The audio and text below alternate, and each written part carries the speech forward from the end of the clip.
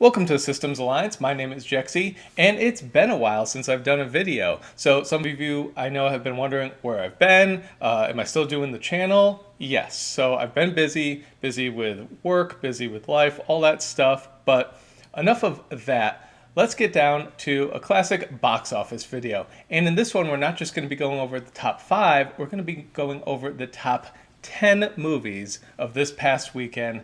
And should be interesting because a lot of the movies did not pan out as well as we thought, plus some others come close to milestones. So without further ado, let's go ahead and get into the video.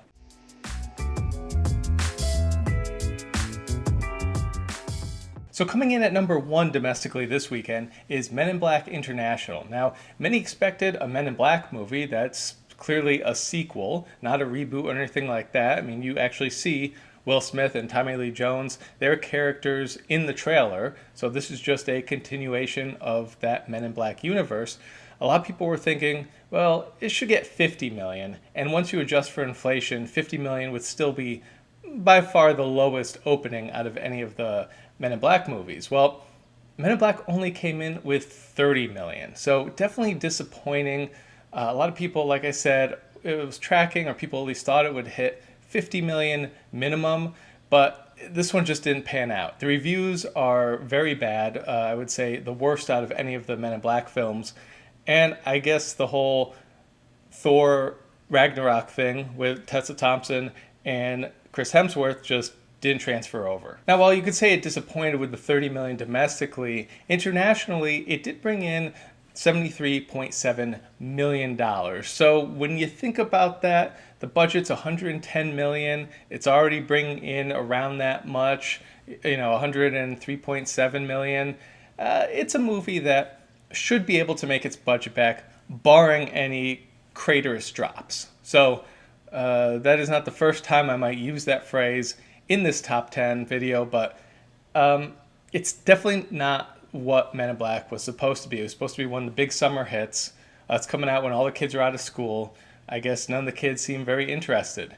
And who knows what it is? Is it because the movie's just not that good? Is it because the trailers weren't appealing? Is it because there's no Will Smith and Tommy Lee Jones and that's who we all knew and loved? Is it because the crossover of the Thor Ragnarok characters just wasn't enough to get people in? I don't know, but it is pretty disappointing. So coming in at number 2 and dropping 47.7% in its second weekend is The Secret Life of Pets 2. And that came in with $24.4 million. Now this is a movie that already kind of tanked its opening. So previous opening for the original one was over 100 million. This one only opened with like 46 million, so it wasn't even half of what it used to be. And now it's having just kind of regular drops as it goes along. So once again, not capturing that summer kid audience. And to be honest, a lot of that stuff does have to do with, if there's a lot of choices out there, which one do parents want to go to and also bring their kid to, since they're going to have to sit through it. And I got to be honest, taking a look at the trailers and after seeing the first one, I was not that excited to see Secret Life of Pets 2. Personally, I didn't even like the first one, and the second one just kind of had unfunny jokes in the trailer. So if the humor's not there, it's definitely a turnoff to at least adults, and who knows, I guess it didn't transfer over to kids either. So its domestic total now stands at over $92.6 million, and it also brought in $8.5 million from international markets, and that total is now at $62.5 million. So total, it's at $155 million. Now with a budget of just 80 million, it shouldn't be too difficult for this movie to make its budget back, but at the same time, this is very disappointing compared to the first movie. So just to see how disappointing it is, the first movie came in with around $900 million, and this one's only at 155 after its 2 biggest weekends. There's no way it reaches the first movie. It doesn't look like it's going to reach halfway towards the first movie. So a big disappointment, but because the budget's only 80 million, it should make its budget back in terms of actually turning a profit for the studio, but it's not going to be much of a profit.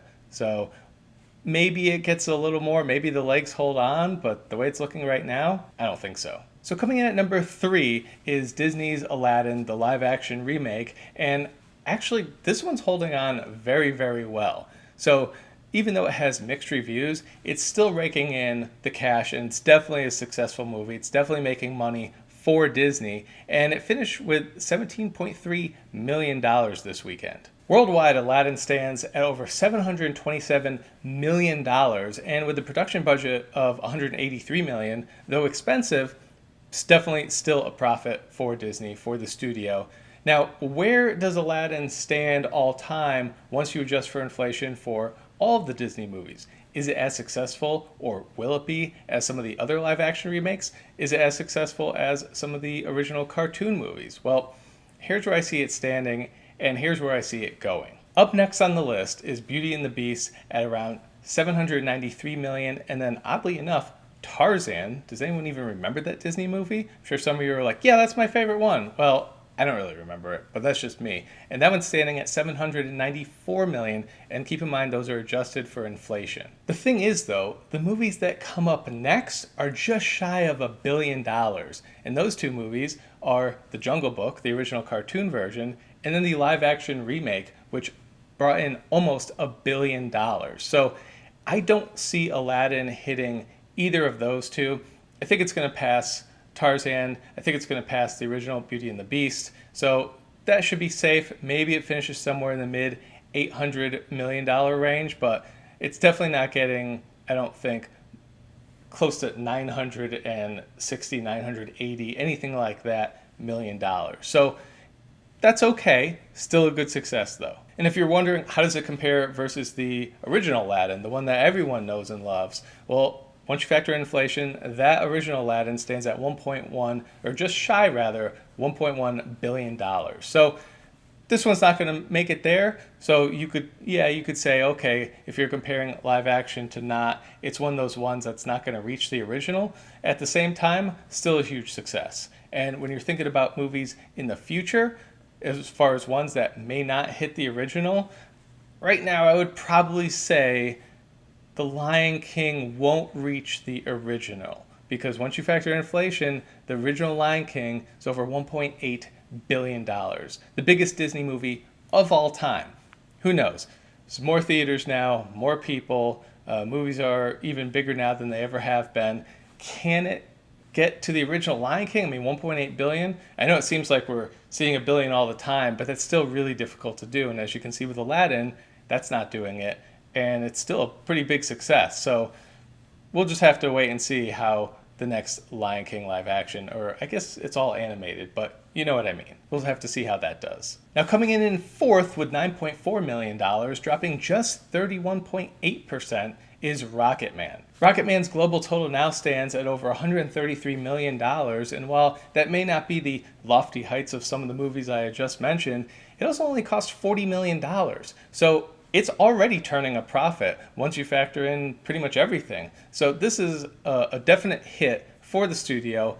Obviously, a pretty well-received movie. It's what you expect from these kind of movies now, but at the same time, it's a lot of fun, especially if you're a big fan of the Elton John music. So Rocketman, definitely looking good, looking strong, and having some strong holds too. So that's definitely key to keeping this profit train going for Paramount. So we'll just have to see where this one ends up, but right now it's looking pretty good. And while that one's looking pretty good, on the other end of the spectrum, you have Dark Phoenix, which is coming in at number 5 this weekend, and it dropped one of the biggest drops in history at 71.5%.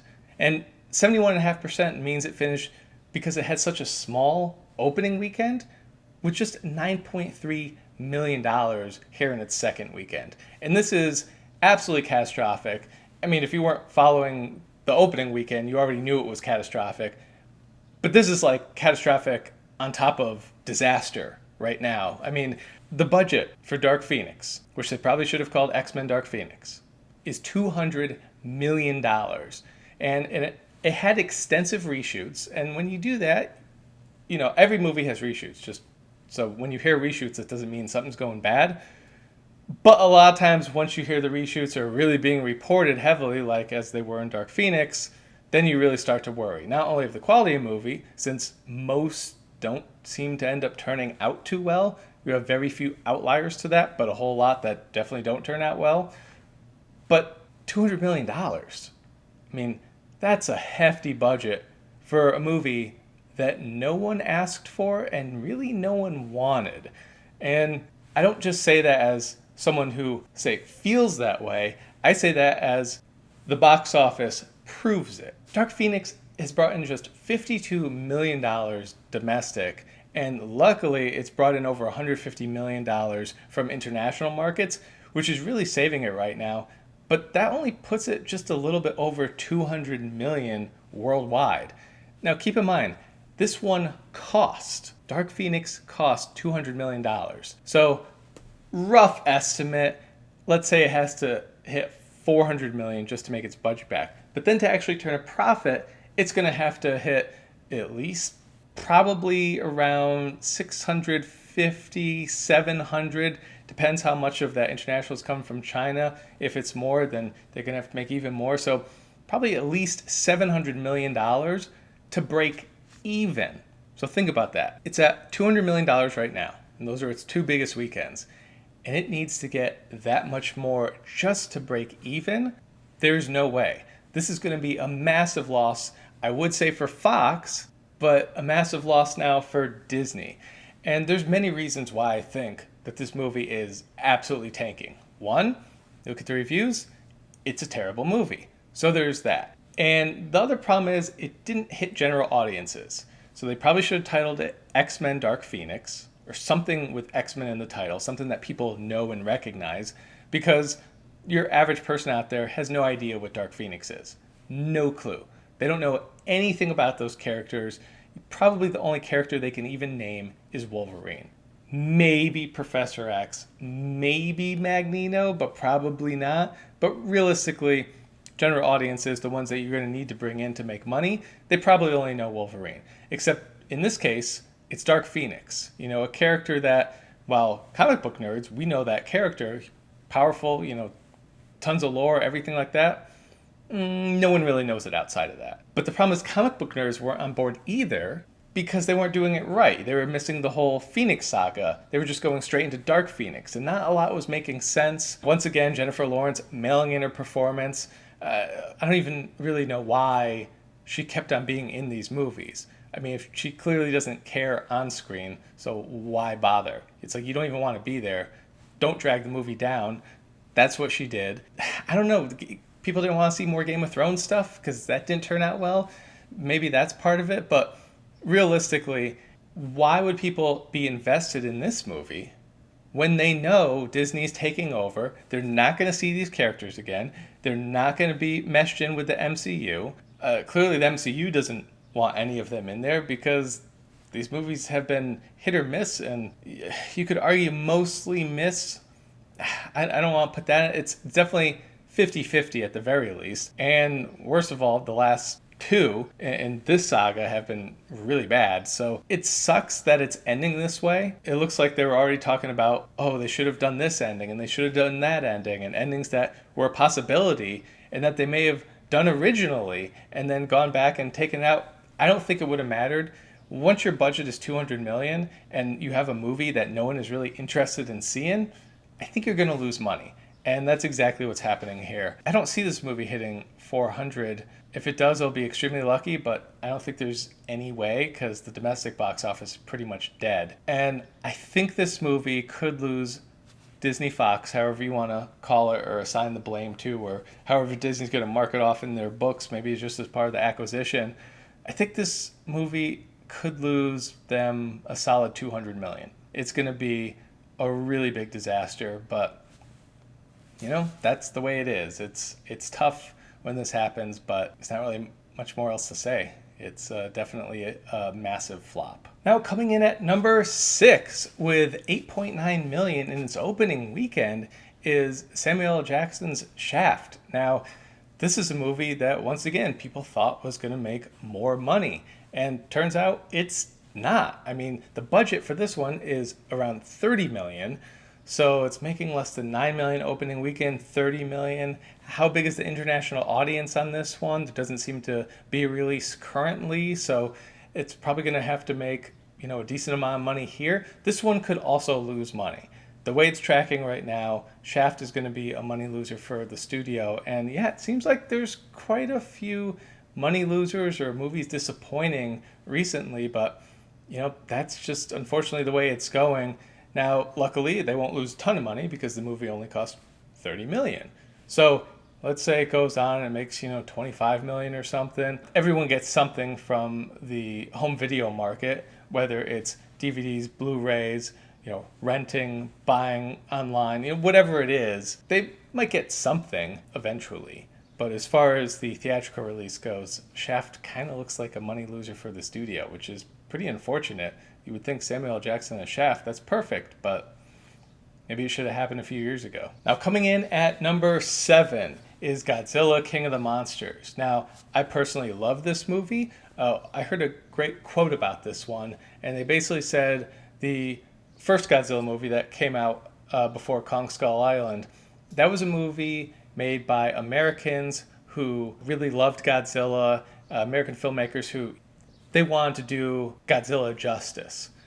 But Godzilla King of the Monsters, if you're a Godzilla fan, especially the ones in the 90s and the 2000s, this Godzilla movie felt like what it would be if Toho had a big budget and what it would turn out to be. So personally, huge fan of this movie, absolutely loved it. It was just a ton of fun. It's exactly what I wanted, and I got worried because, the reviews aren't that great. Let's go in, see what it is.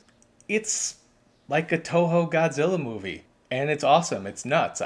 Some people were complaining there wasn't enough monsters. There was too much focus on the people. And in most Godzilla movies, that's kind of how it always is. There's not too much monster stuff going on.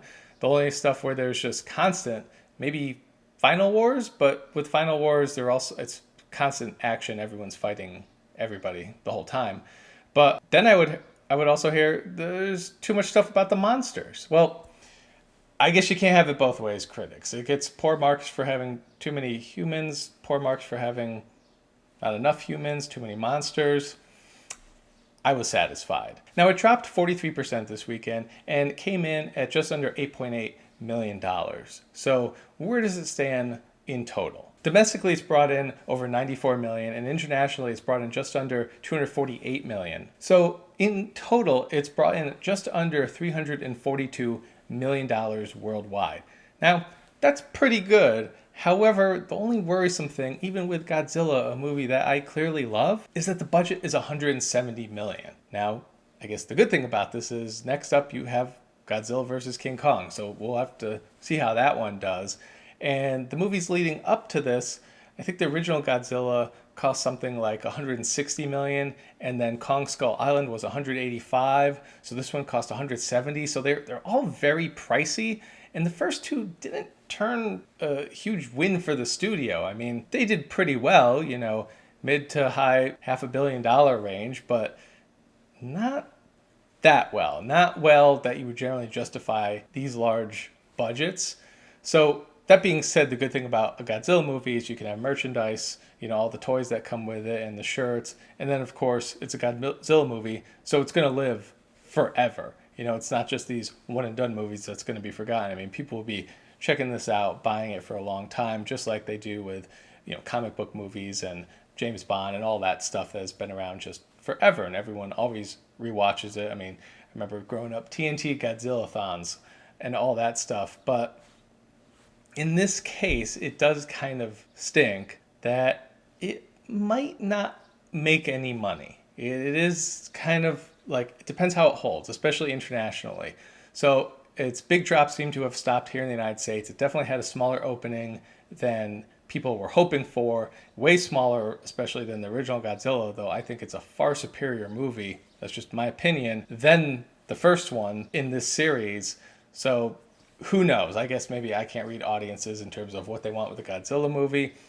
I thought this was awesome, but it might not make money for the studio. But that being said, they're already working on the second one, they're already working on Godzilla vs. Kong. There's rumors that, because this one didn't do as well as they thought, they're going to change that one. I would say please don't. Whatever you had going on, I mean, all these movies, I think, have gotten better as they've gone along, to be honest, in terms of when I go to see a Godzilla movie, this is exactly what I want to see. Same thing with a King Kong movie that isn't, the original. Give me something interesting. Give me Kong Skull Island. That's fun. That's exciting. That's a popcorn summer movie. So we'll just have to see. But Godzilla, I just wish it was doing a little bit better box office wise, but it is what it is. Now coming in at number 8, dropping just 13.7% to bring in over $6.4 million. If you want to talk about awesome movies that are making a ton of money, that's John Wick 3 Parabellum. Now why do I say John Wick 3 is very successful? Well, its budget was only $55 million and it's made over $276 million. I mean, you want to talk about a movie that is making multiples of its budget back and a ton of profit for their studio. John Wick 3 Parabellum is that movie. And it's definitely still going strong in theaters too, so if you have not seen John Wick 3, you need to go see John Wick 3. And honestly, in terms of all of them, I go 3, 1, and 2. I mean, they're all great, don't get me wrong, but I don't even think you need to see John Wick 2 to enjoy the hell out of John Wick 3. Because John Wick 3 it's just an amazing movie. I mean, I don't want to spoil anything, but you're going to see stuff that you've never seen before and that you never thought you would see. I mean, just the action in it is incredible. So I highly recommend checking out John Wick 3 if you have not. It's definitely, I would say, a hard R in terms of rating. I mean, nothing, crazy. It's just the violence is nuts, off the wall, but outside of that it's not too bad. But John Wick 3, highly recommend. I'm definitely glad this movie is doing great. I like that this series came out of basically nowhere. No one expected it. Oh, Keanu Reeves, I mean, he's cool, but hasn't done too much lately, and boom, John Wick. And now it's like this, they're already shooting the 4th. I mean, they already are like, yep, 4th, of course, because why wouldn't we? I mean, these movies don't cost that much. They make a ton of money, and they're awesome. So let's just keep making them. And I am all for that, because I was a little disappointed that we only got 3 amazing Bourne movies, and then they kind of crapped out after that. Now, coming in at number 9 is Amazon's Late Night.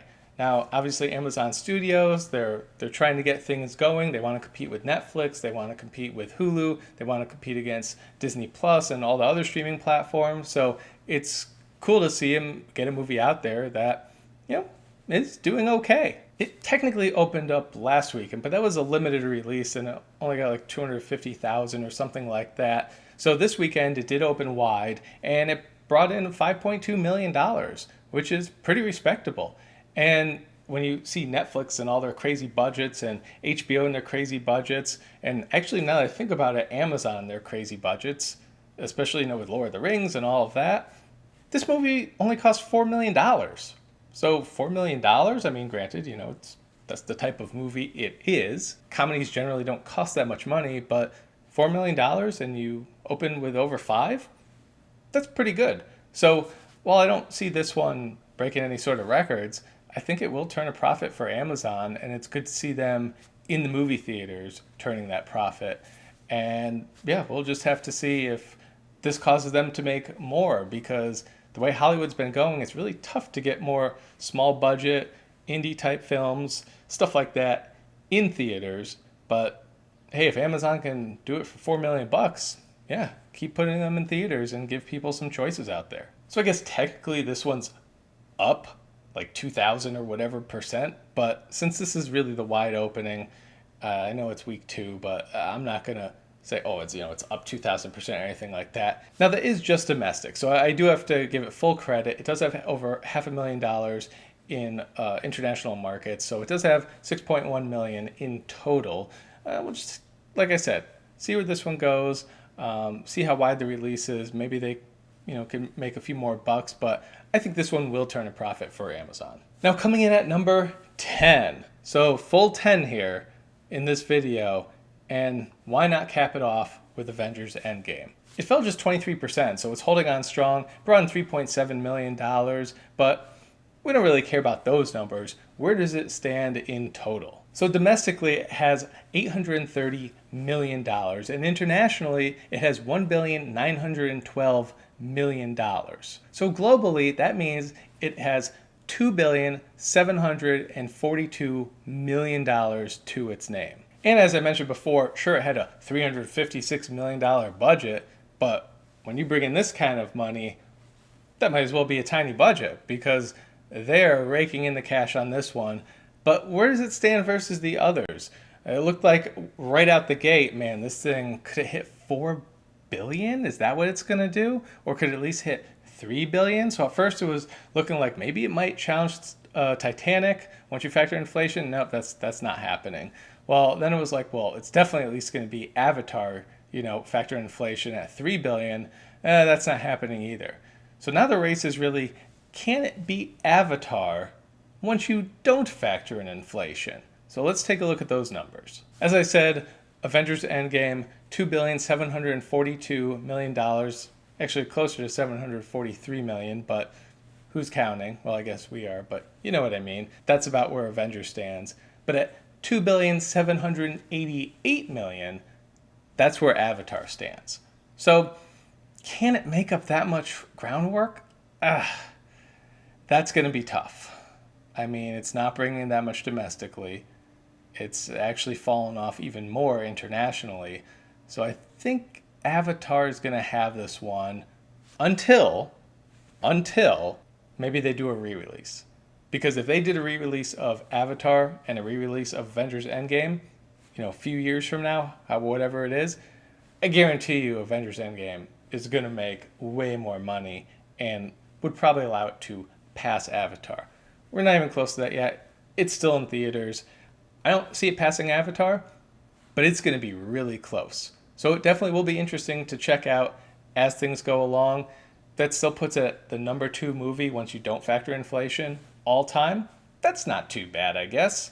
And even when you factor inflation, it's somewhere in the top 10 there. I mean, I'd have to do the numbers, but I think it's in the top 5 as well. I mean, there are a ton of movies that have made a bunch of money, but this one's definitely one of the heavy hitters. So that's the top 10 for this week, and let me know your thoughts. What do you think about Endgame? Will it catch Avatar? And if so, tell me how in the comment section below. I don't personally see it, but maybe I'm forgetting something. What do you think about Shaft and it kind of flopping? What do you think about X-Men Dark Phoenix and it being an absolute bomb? I mean, you talk about box office bomb, that is the definition right there. What do you think about Men in Black? Another kind of, well, that didn't open what everyone thought it was.